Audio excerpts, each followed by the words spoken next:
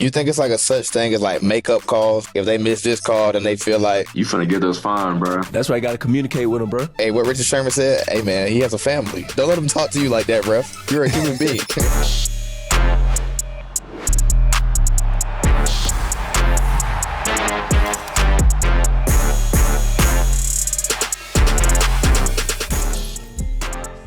Yo, man, this P2 Pat Surtain. And this TA, Terrion Arnold. And this is Close on Sundays, a Wave original.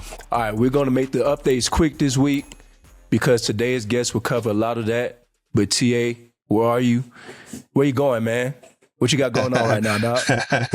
You on the road? What you doing, Hey, bro? man, let me tell you so. Like we talked about before, man, we made a commitment to our fans. We got to get the episodes out. Y'all have been interacting, man. The love that we're receiving, I feel like we got a commitment to y'all. Right now, I'm on the road. I'm on the E-way. I'm going to Miami right now. I just finished my rehab. I'm going to Miami to go see my childhood friend, Trey Donaldson, play basketball against Florida State. You know, this game means a lot to him, especially where we from, so I had to come and support my brother, man. The things you do for your people. So then after I do that, I'm going to get on the road again, and I'm going to go back to my 6:30 a.m. workouts. Bright and early. Bright and early, man. Well, you know, P, that's enough of me. What's going on with you, bro? What's one word to describe how you feeling after that big win, bro? Man, I'm excited, bro. I mean, it just keep on going and going. These wins keep coming through for us, man. But honestly, I feel relieved, bro. I mean, that game was a nail biter. It kept on going back and forth, bro. We made some clutch plays at the end that prevailed us to a win, you know, so I'm excited, man. Now we're moving on to the AFC Championship. Another big game against the Patriots. We got to lock in, bro. Like I said before in the tournament, each and every game gets tougher. The opponent gets tougher, so we got to correct what we got to correct and, you know, get after it. So I'm looking forward to it. I'm feeling good, though, man. Still in Colorado, doing my thing, chilling, just enjoying life, brother. Can't complain. I will say this, when I watched that game, boy, that pick, boy, that was insane. Yeah, crazy pick. Shout out J-Mac.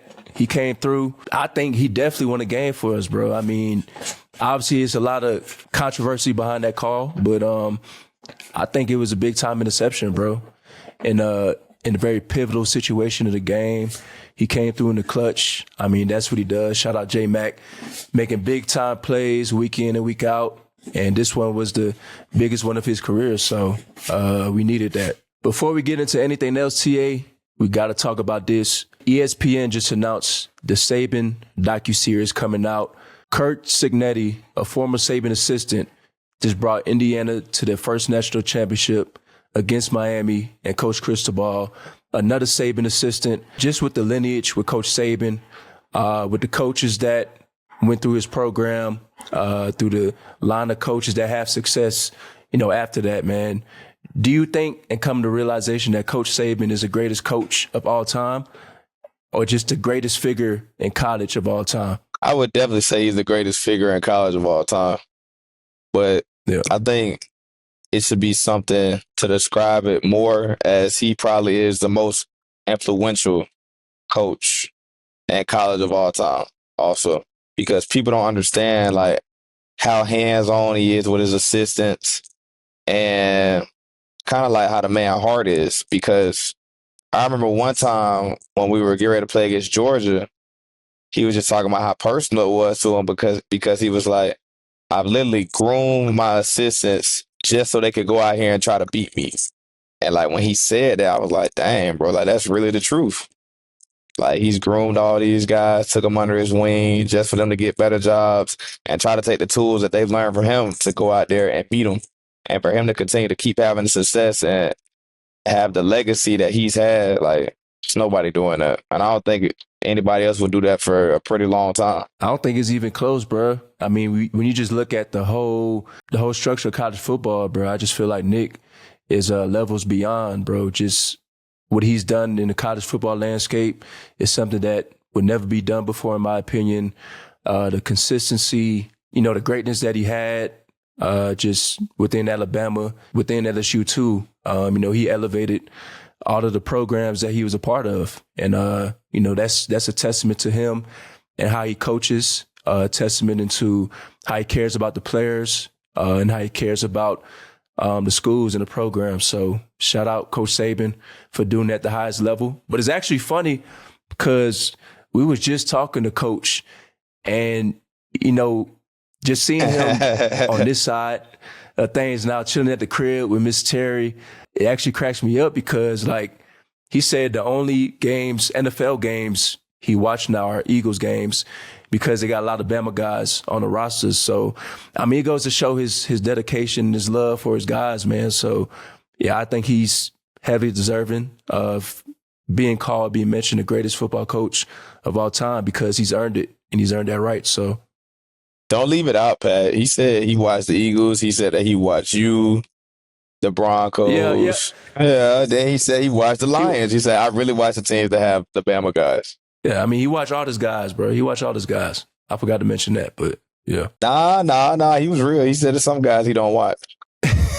See, you just want to be polite. I'm gonna say the real. He said, yeah, some people. Yeah, I watched it. Yeah, you know what? I ain't even gonna get into that. I would say the whole conversation. You know what I mean? I ain't gonna say the whole conversation.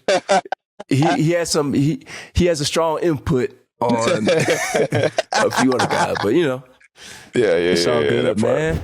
Between practice, film, workouts, this show, and trying to have some kind of life outside of football, things move fast. There are days where your phone is just nonstop, text reminders, emails, and if you miss one thing, it throws everything off. Over the last few months, Zapier has honestly been a game changer for us and our team. It helped us automate the stuff that used to slip through the cracks and spend less time on the admin side of things and more time actually locked in on football and the show. Zapier is how you actually put AI to work. For us, Zapier helps connect all the apps we're already using so things just happen automatically. Scheduling reminders, notes, follow-ups, all the little tasks that used to take extra time or mental energy now run the background.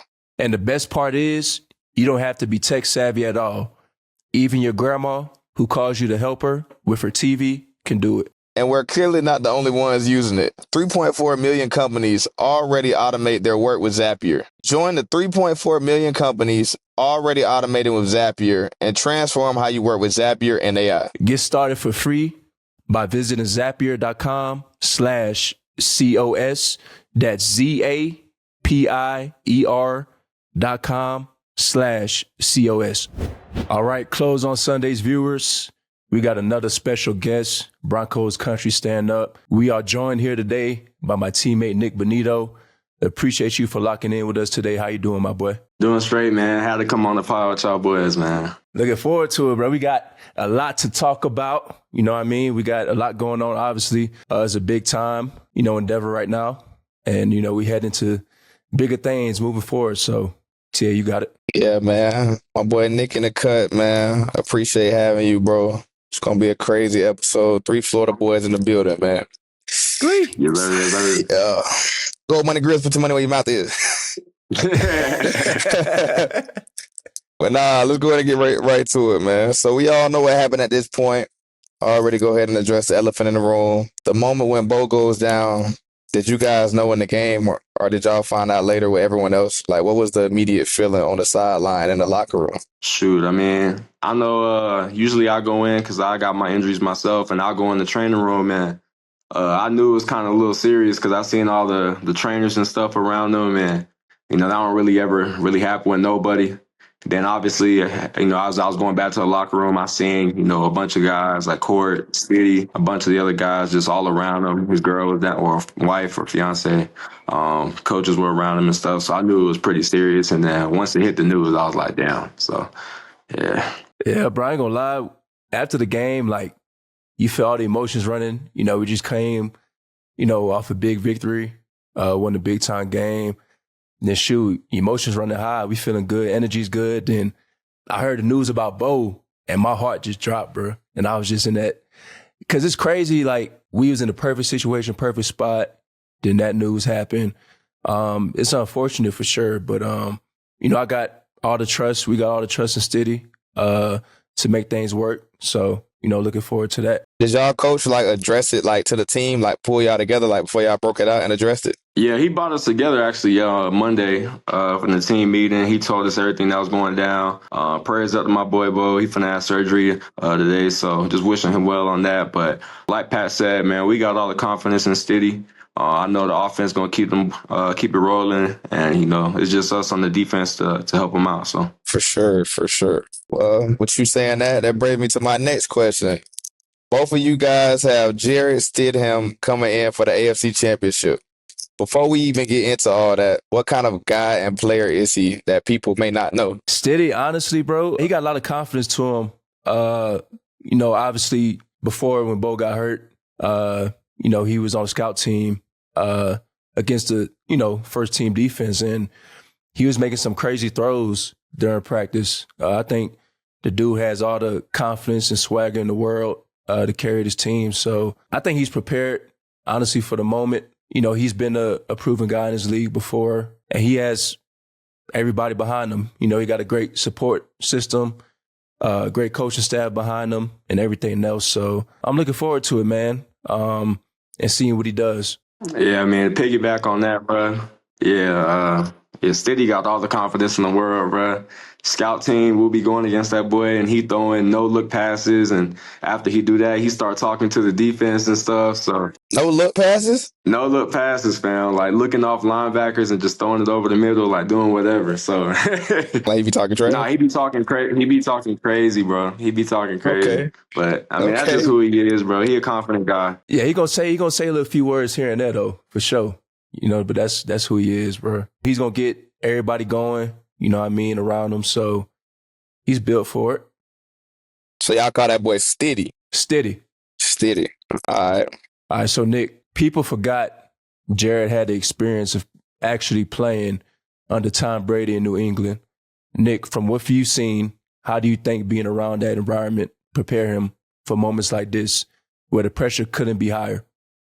Yeah, I mean, I feel like, just being in that position, learning from one of the best and being in a great organization like that, I feel like you can learn and soak in so much knowledge and just being able to learn from other people in the building. And obviously, even in his time here, being under Coach Payton and stuff. So, I feel like he has so much experience and just being around so many great people and great players, it's only going to be able to help him. And I know he's ready for the moment. I mean, he's shown it in times that he's had to step up. So. I mean, you guys are on a serious run right now. Like, how do you balance momentum versus discipline heading into an AFC Championship week? Like, how do you enjoy where you are without losing y'all edge? The way I kind of see it, bro, is like we may never get here again, bro. It's like we one of the last 4 teams to be in, and to just be in this position, bro. Like we got to take it as a blessing, bro, because this could be our last year, with this team being together, and we kind of want to just take advantage of the moment and take advantage of just being so close to being in the championship game. So I always talk about it, bro. Like these teams that you build over the years and stuff. Like we always talk about how special this group is, just collectively as a group, and I feel like everybody individually are like, they are very selfless in a way. They always looking to get each other better. They always looking at the next guy, this and that. They always praising the next guy. So we got a special group, bro. And, we got to finish this thing out the right way. So looking forward to that. So Nick, let's talk about your game, my dog. You had a sack, 2 strip sacks, a forced fumble. So tell us about that game, man. Like the impact that you had was crazy, bro. Going into it, like, what was your mindset heading into that game? Yeah, going into some type of games, bro, where you got to play a mobile quarterback like that, I really just be trying to help out the DVs as much as I can, bro, because it's hard, man, when you got to go against a guy like Josh who can do all the scrambling and making plays on the run and stuff like that. So as a D-line, we just be trying to, kind of cage him in and make sure he's not doing all that, because I know how stressful that can be as a DB to chase dudes all around the field, runs 4.4, 4.5s and stuff like that. So, that type of game, it was just cool to, try to get after the passer and affect Josh any way I can. When I'm in the back end and I know, like, this is a pressure down, bro, I'll be smiling. I'll be smiling in here, boy. I know that quarterback going to be in trouble. I ain't going to lie, bro. that ball coming out fast. And if it don't, it's over with for him. Because you got Nick coming around the edge, and you got Coop, Zach Allen, all them boys getting after it, bro. And it's like, when you a DB, bro, that's like the best thing you could have. Just guys like that coming around and, creating sacks and creating big-time plays. So I be smiling back there, bro. It's a privilege to be a part of it for sure, bro. Nah, likewise, fam. I know y'all make my job a lot easier too, fam. So, Nick, do you think you play with a chip on your shoulder? oh, most definitely. Since the day I got drafted, just seeing all the people that went ahead of me and knowing the type of player I was. And, I kind of just always keep that chip on my shoulder because just seeing how many teams doubted me and, wouldn't want to take a chance on me. And I just got to kind of carry that throughout my years in the league and always try to push myself to continue to be better every year so I can make everybody regret, for real. Is it like a certain reason why you wear number 15? Nah, not for real, bro. I mean, I wore it in high school, and then some other dude had it in college, so I wasn't able to get it, so I had to get to 11. But once I seen I can get 15 in the league, I was like, I had to do that. Obviously, you from the crib, Florida, South Florida native in the building. It's always good to have a Florida boy on. So, tell us about your roots, your upbringing, growing up in Florida, and how was that like, and how that molded you into the person you are now. Sure, yeah, bro. I mean, I was a dual sport athlete growing up, man. Loved playing football and basketball. Highly recruited in both. But, I mean, football was always kind of my love to where I knew I can be special one day in it. And obviously, South Florida football is just different, bro. So being able to compete with all the guys that we ended up competing with down there and, seeing how many guys came out and made it big, that kind of motivated me to do what I want to do and make it to the league and be one of those type of guys. So, yeah, that's kind of what my story is as far as just like, sports and just growing up. Yeah, at the same time, people may not know this, but Nick was a highly touted recruit in basketball.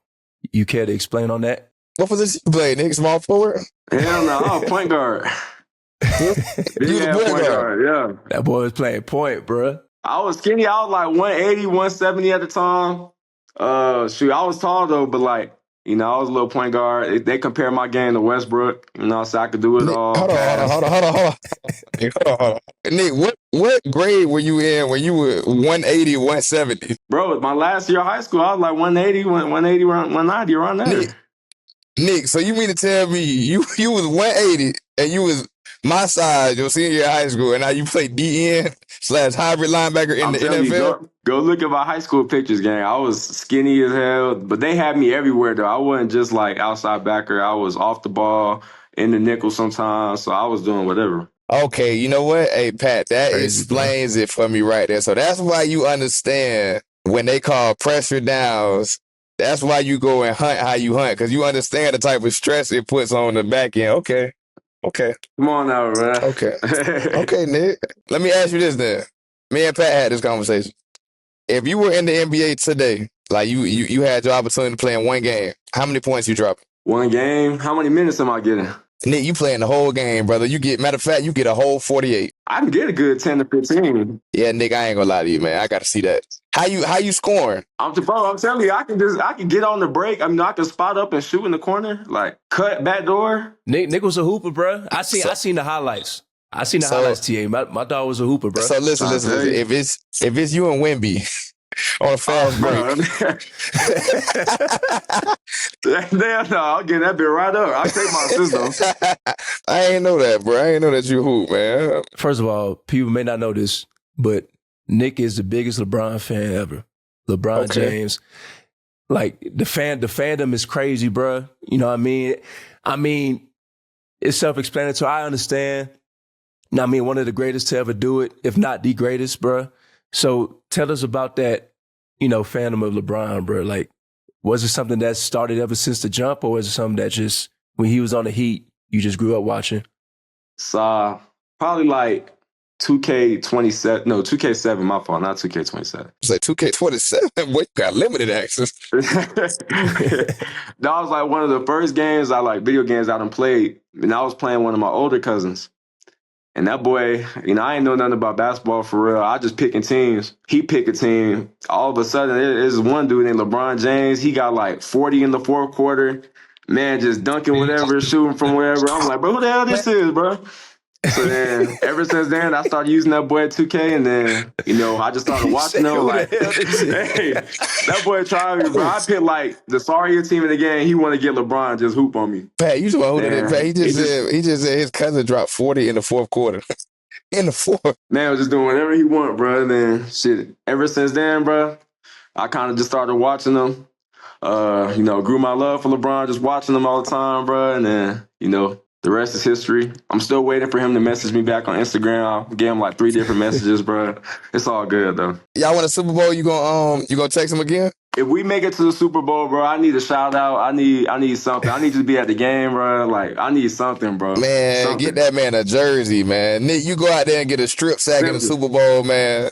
Get that boy a signed jersey, man. It gotta come through. That jersey gotta come through, bro. Close on Sunday, viewers, man. Whatever you're doing after this episode drop, make sure y'all tag Bron for Nick, man. That's always been crazy to me. Like, once you make it, like, think about like Nick, the same way that you like view LeBron. It's people out there that view you like that. Like, that's always been crazy to me, bro. That is crazy, bro. I ain't gonna lie. Who was your idol growing up, Pat? I ain't gonna lie, LeBron was one of the ones too for me. Honestly, I grew up a LeBron fan ever since Cleveland, bro. Like, I have his Cleveland jersey still in the closet back at the crib, bro. So I definitely say LeBron up there. I always been a big Michael Vick fan, bro. I don't know what it is. I think he changed the game at the quarterback position. And growing up, I always wanted to be a QB running back. So he was one of those guys that definitely inspired me to play the position growing up. But unfortunately, ended up at corner. It is what it is. But ended up becoming a QB's worst nightmare. Yeah. It's all good. When I was in LA at the little NFL summit, they had Michael Vick there on the panel. No, well, he wasn't on the panel, but like he was there moving around and stuff. So I'm sitting front seat. He sit next to me. And in my head, I'm just thinking like, dang, boy, like, I'm sitting next to Mike Vick, boy, like, Mike Vick. So then we get to talking or whatever. And like, somehow the conversation, we just get on like people asking you for money or whatever. He showed me probably like the longest list of people I ever seen asking for bread. Like, he told me something. And the thing is, young blood, they never gonna stop. Once you give it to them, they always gonna come back. So you got to learn how to say no. I appreciate that, Vic. I appreciate that, bro. That's real. All right. This is a question for you and Pat, Nick. Sometimes there's a play where it's not clear what the call is, or the lead might debate it for weeks. I know from my experience, but everyone's different. How do you process that on the field as a defender? I feel like it's different just from my position. I feel like, there may be some times where like somebody holding you and they may not call it. And you kind of just got to play the next play. But I feel like more for like DBs and stuff where it's like PI calls and they just throw a bad, flag on the PI. I feel like that type of stuff, like it just like mentally, like I got to respect like, DBs and how they just able to move on to next plays and stuff like that. Because that can really try to kind of mess with you in your technique and just, how you play stuff, down the field, I feel like, in my opinion. So I just feel like it's just different for everybody, for real. Shit, honestly, bro, I just feel like some of it just be dependent on the ref and how they feel that day. There'll be a few calls around the league you see, and you be like, man, okay, they call that, but there's a play during our game is like, okay, they call the same thing in the same initial, like, because as a DB, like, down the field, there's going to be hand fighting going on. Then there's like probably like one initial tug and they call it on that. But the receiver was to do that, they wouldn't call that at all. So it's like, it's hard on us. Then I feel like for Nick's position, bro, like there was plenty of times where people was holding and they just didn't call it. And it's just like egregious because it's obviously holding, but they ain't going to say nothing about it and just let it slide. So, yeah, I mean, I really don't know how to process it, bro, because at the same time, you could be mad at the moment, but I don't know, you just got to find a way to move on. You think it's like a such thing as like makeup calls? Like if they miss this call, then they feel like they gotta throw. Okay, you finna get those fine, bro. That's why I gotta communicate with them, bro. Hey, what Richard Sherman said? Hey, man, he has a family. Don't let him talk to you like that, ref. You're a human being. You got to be the rest best friend out there, bro. For real. So, Nick, who you had yesterday in the game? Be honest. Unfortunately, I had them boys from the crib, man. I had to go Miami. They almost had it, bro. It was a good game, but Indiana found a way at the end. And But shout out to them boys though. I know there was a lot of Broward dudes down there playing in that game, and I was just happy to see them boys balling. And it was a good game though. Did you ever think about going to Miami when you was a recruit? Hell no. Were you one of the ones that were you one of the ones that was part of Make the Crib Great? Hell no. Miami, them boys, they weren't even that good for real coming out, man. And I wasn't trying to do that, bro. I was trying to go to one of the best schools and already have an established program and try to go for natties and stuff like that. So nah, I wouldn't mess with Miami for real. I remember when Miami came and recruited me, Coach Band something, man. It might have been Coach Banda. Yeah. He had texted me. He was like, man, I'm gonna come see you play on Friday. And I was like, Coach, just know, man, when you come see me play, you're gonna see a show. Like, man, it's standing room only. He talking about some, dang, you sold it out like that. I was like, you gonna see when you get here. He got to the game, right, Pat? Yeah. After the game, he said, so you mean to tell me it was standing room only because y'all ain't got no bleachers? And I was like, yeah. So I used to tell everybody that. I used to be like, boy, in high school, but my game was standing room only, boy. Wait, y'all ain't had no bleachers. Pat, we ain't had no bleachers. I was just sitting around standing up at the gate. Yeah, like up at the gate. Yeah, like my people used to come watch me play. Like my granddad, he had a truck. So my granddad would go and just park his truck on the hill and he'd just watch the game from the truck, like inside, almost like it was like a dine-in movie or like a drive-in. For real. I went to a little, man, my first high school was big, but then when I transferred, I was at a little Catholic school, bro. Like people don't even know, like with Coach Saban, when he came to recruit me, I didn't know Coach Saban was Catholic. So when you go to a Catholic school, like you have a thing called Mass. So when I went there, I was in Mass. And like, one thing about I don't play about that religion. Like, I never disrespect anybody's religion. Like I'm doing everything, that they doing or whatever. And one thing about it, like, like how you go to black people church, how Drewski just made that skit. Like, bro, when you go to church, you stand so much.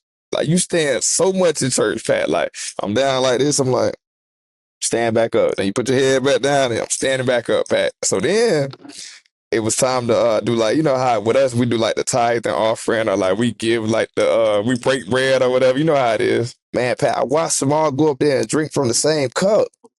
I'm like, oh my God. Like, and this is at the same time like COVID was going on. I'm like, yeah. In my head, I'm like, man, hey, Nick, I'm in there like, man, just God bless that cup, man. Like, let me say a quick word, man. And then it was so crazy because after that, Pat, Coach Saban came, he was like one of his recruit things, he was like, yeah, man, like with us both like being Catholic, I was like, Coach, I'm not Catholic. And like, you know how it is, Pat, like remember like on Fridays before the game, you know how it is with Coach Saban, everybody who Christian, they walk to the Baptist room, Coach Saban going there by himself. And like one time, Pat, like when I had first got there, I didn't know. So when I went to church, I was in the Catholic church, Pat. It was me and Coach Saban. And then I ain't want to leave because I ain't want to be disrespectful or whatever. So I had to sit in on the whole church back and then wait to the end. And you know how he is. He was like, well, Terry, I didn't know that you were Catholic. I was like, yeah, Coach, I already told you in high school, I'm not Catholic. Like I'm Baptist, Coach. I'm a Christian. So yeah. But nah, Nick, my next question was, with us being in the league, like most people don't understand, like, are you one of them guys, like, do you watch college football? Yeah, I've been watching hella college football. I'm kind of big on just watching sports in general. So I'll be tapped in, and then I know, obviously, just like the younger guys that I know at OU still, I'll be watching them boys, or just little younger guys that I knew from high school and seeing them and watching what they're doing. So I'll be tapped in for sure. You seen what Bama did to them OU boys? You know yeah, he definitely saw that. You seen that belt? He definitely saw that. You seen that belt? He definitely saw that. He definitely saw that. You seen but that look, this is my question right here, Pat, for you and Nick. Who was y'all favorite college football player? Like, it don't matter class or whatever. Who's y'all favorite college football player this year, offense and defense? This year? This year. I like young bull Malachi Tony from Miami. He been snapping, bro. As a freshman to go in and, make a impact like that, bro, he different.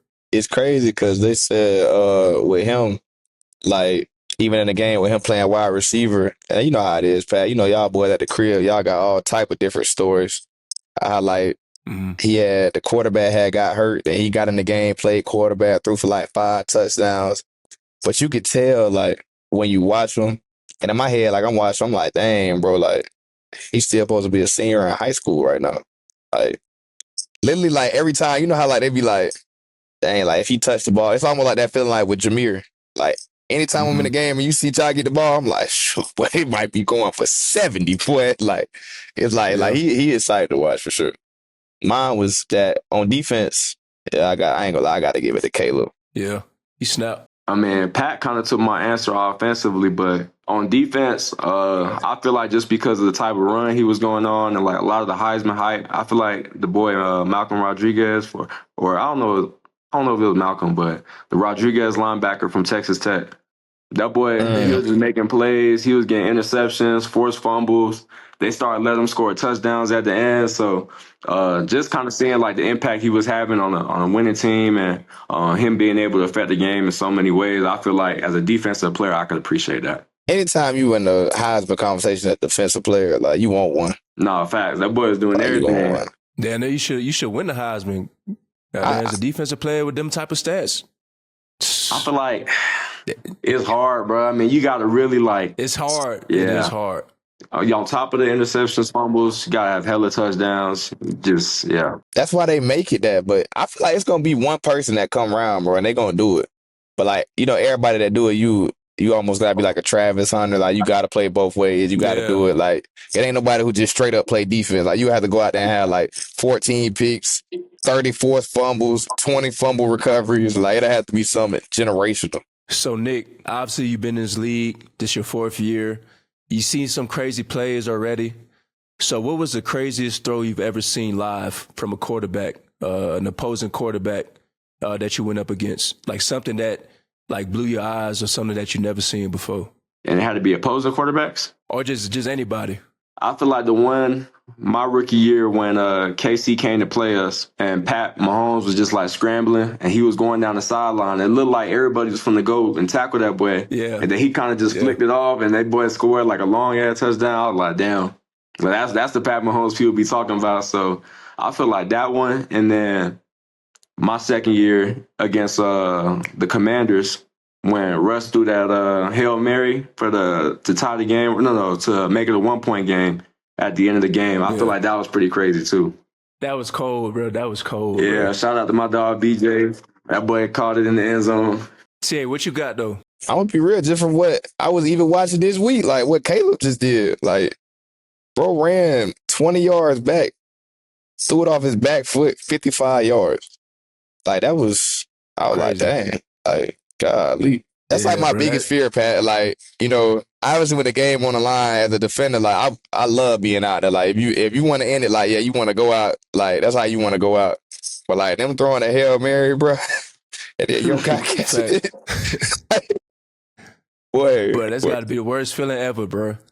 Who you telling? Like, and you know they always say, bat it down. I'm thinking the dude from the Bears last year Bruh. when he was jawing with the fans, tweaking. Then he came back into play, took the ball, and boom, they caught it. Like that's my worst nightmare ever, dog. That's it. That boy thought it was over with. Yeah, that boy thought it was over with. But it's like the football guys like, nope. Football guys said, I got something for you.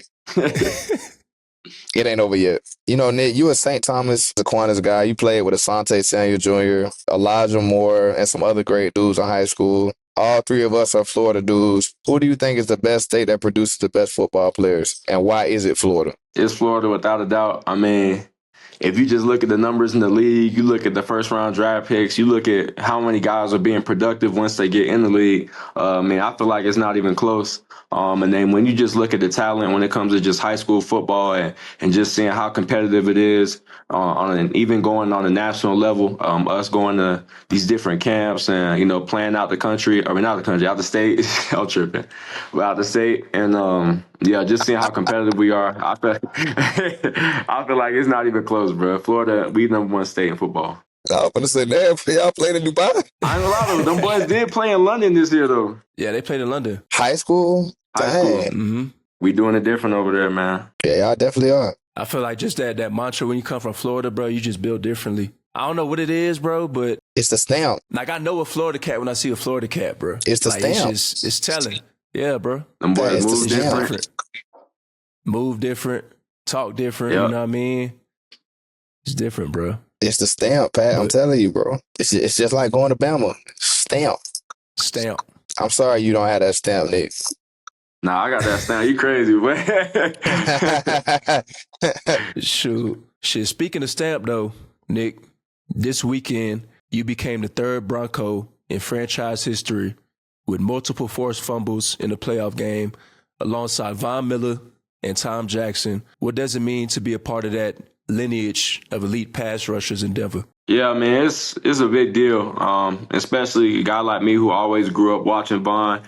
Just seeing all the great moments he had, especially in playoff games. And I even go back now and I'll go look at those old games and see just how much of an impact he had. And that type of stuff just really inspired me to go out there and be great. And yeah. Nick, Von's obviously a legend. Did you see when he said that he wants to retire a Denver Bronco?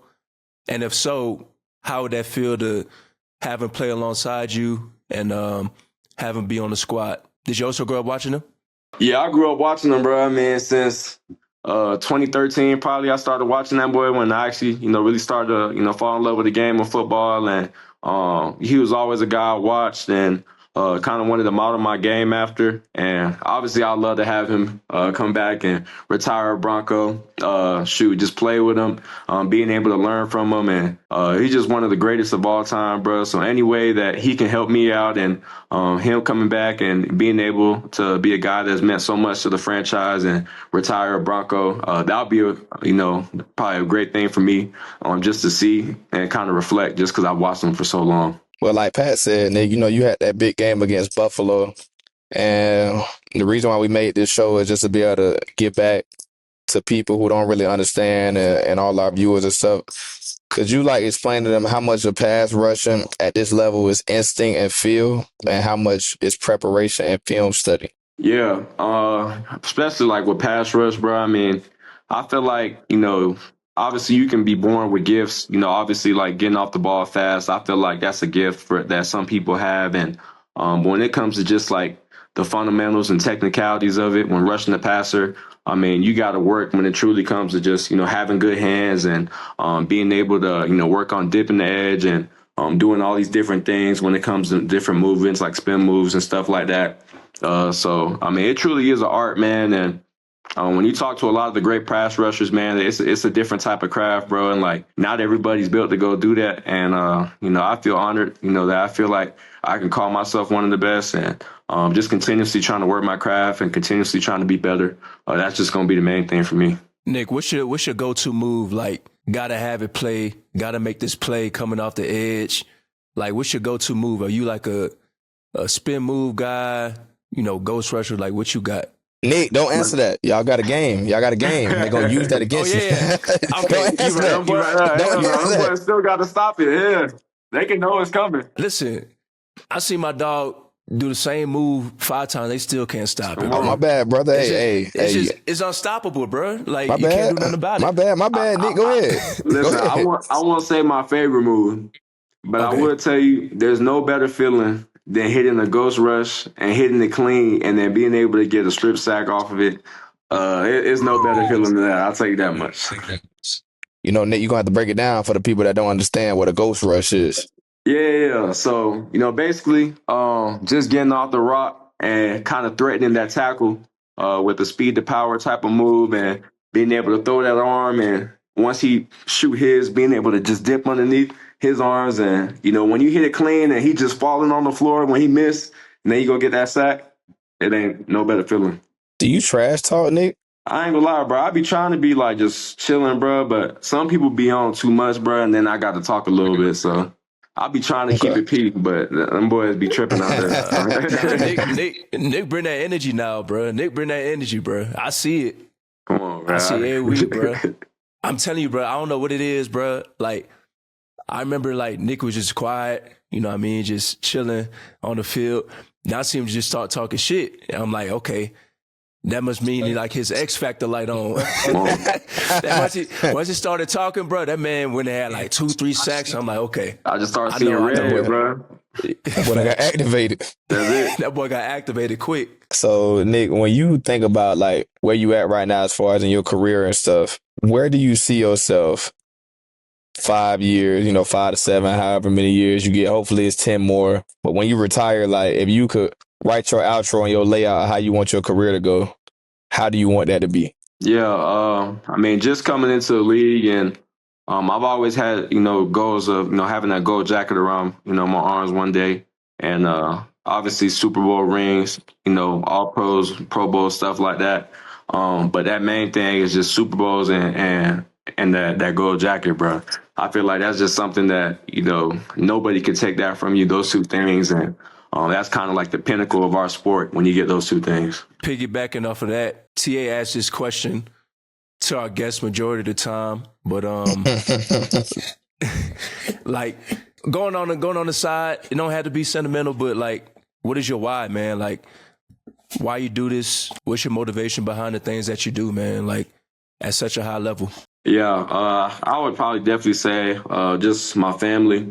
My mom specifically, I know, being, kind of my mom, my dad divorced early in my life. So just knowing all that she had to go through with taking care of me and my brother, and having to work 2 jobs, and having to, after work, take us to practice, pick us up, and still having to feed us and stuff after. I feel like she has done so much just to sacrifice to get me where I'm at right now and get where my brother's at right now. So. I do everything for her, and I just want to, do this game the right way, to give her the life that she wants, and just to hold my whole family for real. Have you done anything to like be able to reward your mom? Yeah, I got her a crib in Atlanta already, and then I got some stuff in the future for sure that I want to get her eventually too. So that's real, my brother. Yes, sir. Mama. Shout out moms. Shout out Sandra Bonitto. Sandra Pan. Shout out moms, bro. I almost done messed that up. Get her hot. This is for both of y'all. Y'all are already getting comparisons, to the 2015 No Fly Zone defense. How does it feel to get comparisons like that? And do y'all think y'all are better than them? Or, like, how does that make y'all feel? Shoot, I personally feel like we got a long way to go before we get there. I mean, them boys won a ring, so I mean they can have the nicknames, and that's kind of cemented with just the championship run they had, and being able to cap it off by winning the whole thing. And God willing, we win one, then we can start having them conversations, in my opinion. But not yet, for real. Shoot, bro. I think we hear it more and more now because it's kind of eerie how similar the seasons was with that defense and our defense. I mean, we got a great rush. They had a great rush. They had a great secondary. We had a great secondary. So some of it is very similar, but sometimes I hate the comparisons because I think they build their own lane and we making our own lane at the same time, like still chasing greatness. But shout out to them, bro. They paved the way. A lot of them still show love, still show support, and that's huge. So, but we still got, like what Nick said, we still got long ways to go. Man, move, bro. This nigga tripping. We still got long ways to go, bro. So, hey, Nick, I don't know if you know, bro. I don't know if you saw the last episode, bro, but Pat done really opened up and he's gotten close with the viewers. He's let them see the real him. Hey, man, that's what I like, man. Unfiltered podcast. Last question, my boy. So, growing up, who was the player you modeled your game after or looked up to the most? The guy you watched and thought, that's how I want to play?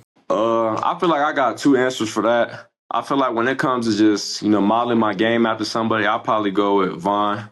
I just feel like with, just how we both built, both got the same size, damn near, kind of move the same. And I feel like with just his bend and, just his quickness and speed, I feel like I had a lot of traits that compared to him. So I kind of just love watching him growing up. And then just as far as just like seeing how dominant he was and kind of, just being such a bully in the trenches. I watched a lot of Aaron Donald growing up. just because he was just so dominant, bro. Led to so many great teams and defenses that he had, and being able to do the stuff that he did at D tackle, I feel like it was really impressive. So It's real, bro. That's real, Two my legends. brother. Two legends. Yes, sir. Can't go wrong. All right, my boy Nick. Appreciate you coming on. Close on Sundays, my boy. Always an honor. Looking forward to doing bigger things with you in the future, bro. Let's go get this dub, man, and let's go get the Super Bowl, bro. We appreciate you, bro. Great player, even better person, bro. Hey, man, best of luck, bro. Appreciate y'all boys, man. Love being on the pod. Brian, make sure you come to the Super Bowl if we win, bro. Comment, Brian. You heard it here first, bro. We win the Super Bowl. Give my dog Nick a jersey, bro. And we finally have lighting for the grand finale. Thank you guys for supporting us. You know, anything to make the fans happy by any means necessary. This episode can teach you a lot if you tune into it. It was about perseverance and just conquering and fighting through trials and tribulations. Like Pat said, you have to be resilient.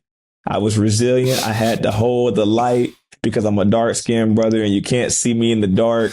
Like everything that you had to do to get this episode to you guys. So I really hope that you guys appreciate what we had to do to get there. We made it to the end, everybody.